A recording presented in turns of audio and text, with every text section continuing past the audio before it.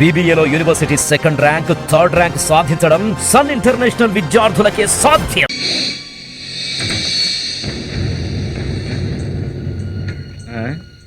నువ్వు వచ్చిన వారానికి నీకు పెరోల్ వచ్చింది.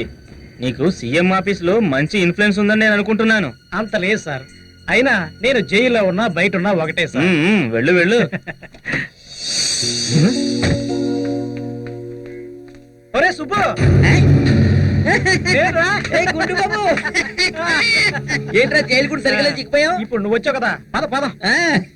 అయినా నువ్వు ఇక్కడికి వచ్చావేంటి? అన్నయ్య వాళ్ళ నాన్నగారికి జైలు ఇవ్వడానికి వచ్చాను.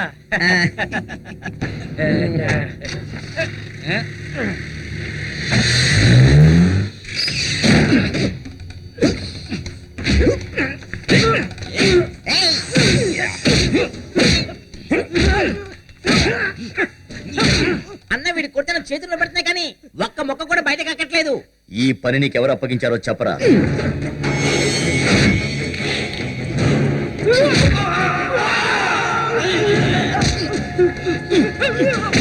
నేను చాలా కష్టపడి నీకు పెరోల్ ఏర్పాటు చేశాను. నీ నోట్లోంచి 2 నిజాలు కక్కించాలని, బన్నీ పాలను చంపింది నువ్వేనని. ఆ పని నీకు ఎవరు అప్పగించారో ఆ 2 నిజాలు చెప్పాలి. చెప్పరా. చెప్తాను, నేను చెప్తాను.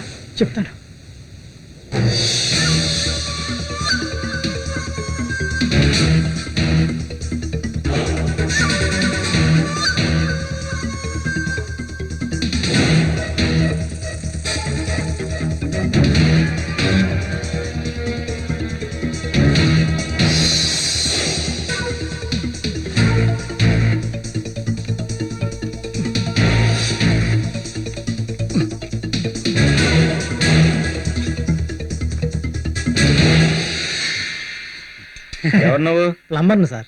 నీకెన్నిసార్లు ఫోన్ చేయాలరా? పైన బాత్రూమ్ బ్లాక్ అయిపోయి వారం రోజులు అయింది. బన్నీ బాబు గారు రోజు తుడుతూనే ఉన్నారు. ఇంకా నిలబడంటే అలాగే సార్.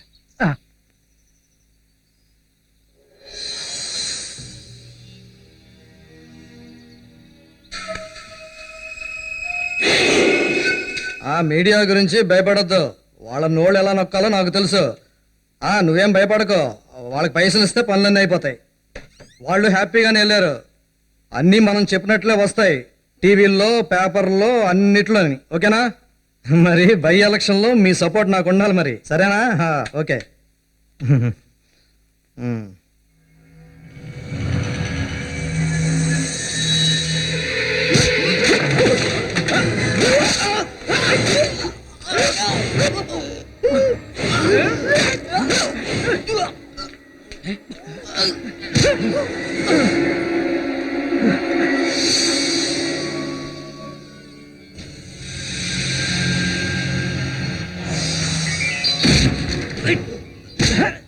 ఎక్కడ కూర్చోరా ఎదవా.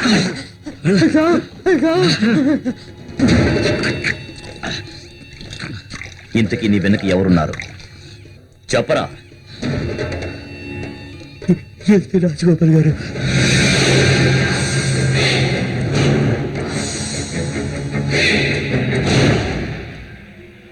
I can't believe this.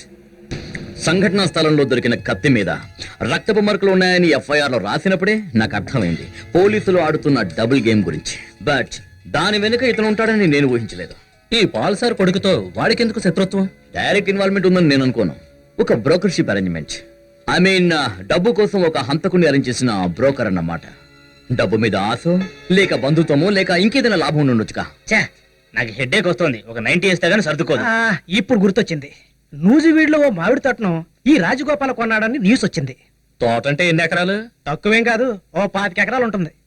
దానికి వాడికి డబ్బులు ఎక్కడవి? రవి, నేను దాని గురించి తెలుసుకోవాలి. ఎంత కొన్నాడు, ఎవరి దగ్గర నుంచి కొన్నాడు? ఎంత పని? డేవిడ్, జైల్లో ఆశని అటాక్ చేసిన సంఘటన ఉంది కదా, దాని మీద జైలు వార్డెన్ వివరణ ఏమిటి? వాడి మాటల్లో నిజం లేదు సార్. మీరు అంటున్నది అది ఒక మర్డర్ అటెంప్ట్ కావచ్చు. ఎస్. ఆ విధవ లాయర్ గాడికి ఎంత ఇవ్వాలో ఏమిటో ఏం అర్థం కావడం లేదు. ఎంత ఖర్చు అయినా తప్పదుగా మనకి. నువ్వు అమ్మాయిల మొక్క చూస్తూ పేపర్లు పడేకు. అన్ని ఉన్నాయో లేవో చూడు. అలాగే. సరిగ్గా ఉన్నాయి కదా? ఉన్నాయి. ఏంటి మిసమిసలాడిపోతున్నా? జైలు ఫుడ్ వంట పట్టిందనుకుంటా. ఉయ్యకు కట్టడు పళ్ళు ఊడిపోతాయి. ఎడదామా? ఏం మాట్లాడుతున్నావు? సిగ్గులేదా నీకు? పోలీసులు పట్టుకుని కొడుతున్నప్పుడు, కోర్టుల చుట్టూ తిరుగుతున్నప్పుడు ఒక్కడు కూడా ముందుకు రాడు 10 పైసలు సాయం చేయడానికి. ఇదిగోని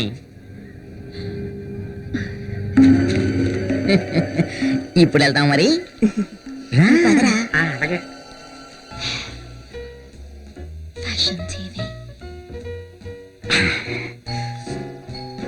ఎవడాడు మూడ్ లో ఉన్నప్పుడు చెడగొడతాడు ఛీ. రాయే రే పెదవా, నువ్వు జైల్లో హంతకుని సప్లై చేసే బిజినెస్ ఏంటిది? చేస్తున్నావా? నా ఒంటి మీద చేసావు నిన్ను బొక్కలో చేస్తాను చూస్తూ ఉండు అమ్మో. రే దీన్ని ఇక్కడికి ఈడ్చుకొచ్చినా నీకు ఇంకా విషయం అర్థం కాలేదా? మహిళా జైలులోని ఆగడాలు నేటితో బంద్ అవుతాయి.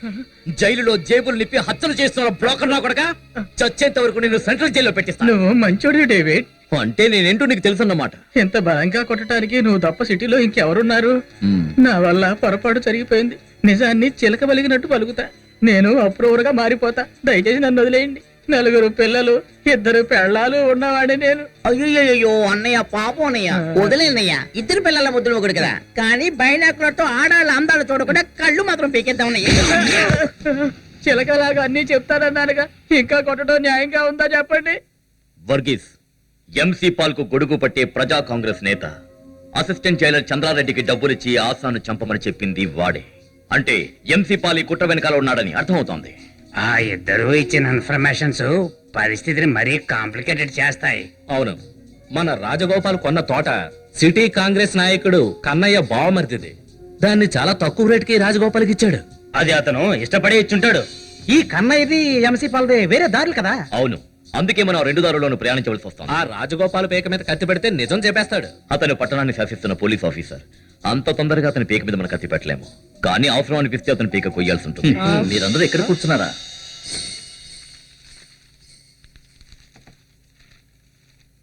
అదేంటి అందరూ ఊరికే కూర్చున్నారు? మందేమీ లేదా? లేదు, మేము వ్రతంలో ఉన్నాం. వ్రతమా? వెళ్ళిపోతున్నాడు బాబాయ్. నా కోసం ఒక ఆయన బయట వెయిట్ చేస్తున్నాడు. బాబాయ్ గారు నేను వస్తాను. మళ్ళీ వస్తానే. ఏమైంది రవి? అందరూ ఒకేసారి వ్రతం పట్టారు. ఏమైంది డీకే? అదొక వ్రత దీక్ష. మేమంతా కలిసి ఓ వ్యాపారం మొదలు పెట్టాము. అందులో లాభాలు వచ్చేదాకా మందు ముట్టకూడదని అనుకున్నాం. ఇష్టపడే దాన్ని త్యాగం చేస్తే కష్టాలు తగ్గుతాయంటారు కదా. ఏ వ్యాపారం అది? నేను కూడా లేకుండా మీరు చేసే వ్యాపారం? ఎవరు చెప్పారు నువ్వు లేవని? ప్రాఫిట్ చేతికి రాని నీ వాటా నీకు వస్తుంది. రవి కాస్త టీవీ ఆన్ చేయి. సరికొత్త వార్తలుంటే చూద్దాం. నేను వెళ్తున్నాను. నడుమంతా ఒకటే నొప్పి, ఏమైందో తెలియదు. తోటల్లో పుట్టల్లో తిరగడం వల్ల నడుము పట్టేసి ఉంటుందన్నా. ఓహో, ఆ విషయం నీకు తెలిసిందా? అక్కడ ఇక్కడ దాచిన డబ్బు, నగ నట్రా మొత్తం అమ్మేశాను. వీటితో పాటు బ్యాంకులో లోన్ తీసుకున్న డబ్బుతో కలిపి ఓ చిన్న తోట కొన్నాను. ఈ ఉద్యోగం నుంచి రిటైర్ అయ్యాక బతకడానికి చిన్న ఆసరా కావాలి కదా తమ్ముడు. అవునవును, రేపటి గురించి ఆలోచించాలి, ఏదో విధంగా సంపాదించాలి. డబ్బులున్నప్పుడు ఆదా చేస్తే అవసరం వచ్చినప్పుడు, అనుకోని విధంగా కష్టాలు వచ్చినప్పుడు అందులో ఎక్కొచ్చు. కొంతమందికి అవకాశం ఉండకపోవచ్చు. ముందు జాగ్రత్త పట్టడం తప్పేం లేదు. వెళ్ళు, వెళ్ళి మీ ఆవిడ చేత మర్దన చేయించుకో. డీకే ఏమన్నా చెప్పాడా? సిగ్గులేని పనులు మనం చేయాల్సి వస్తోంది. మల్లెల చార్లెస్ పాల్ అంటే ఎంసీ పాల్ ని ఒకసారి కలవాలని నిర్ణయించుకున్నాను.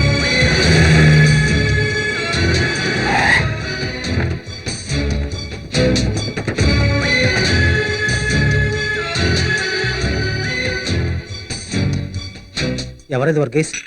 డేవిడ్ అండి.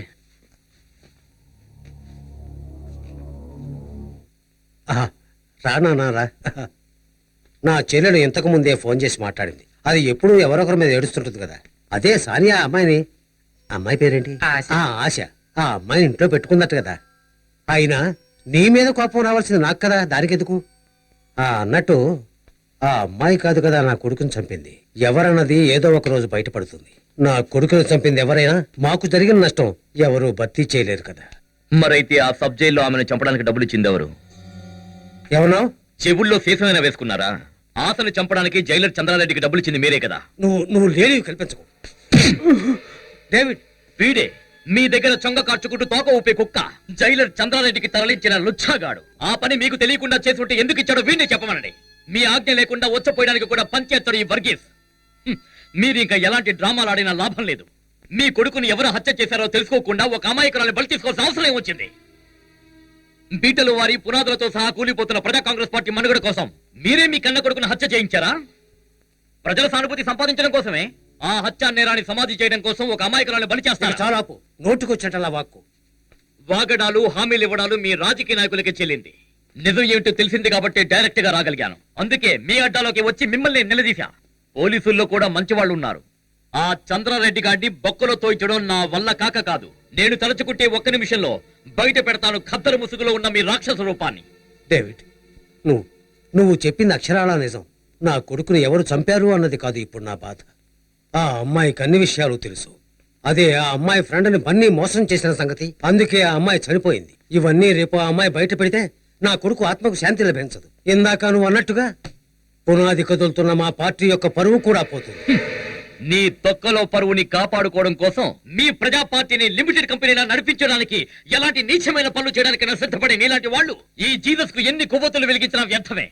ఫ్రీగా దొరికితే ఫినైల్ తాగే వాళ్ళ తల్లి రొమ్మునే గుద్దే వాళ్ళ ఫోటోలుంటే నీ ఊహా చిత్రంలో వేసి పూజించు. వీళ్ళు దేశాన్ని రక్షిస్తారంట, జాతిని ఉద్ధరిస్తారంట. థు!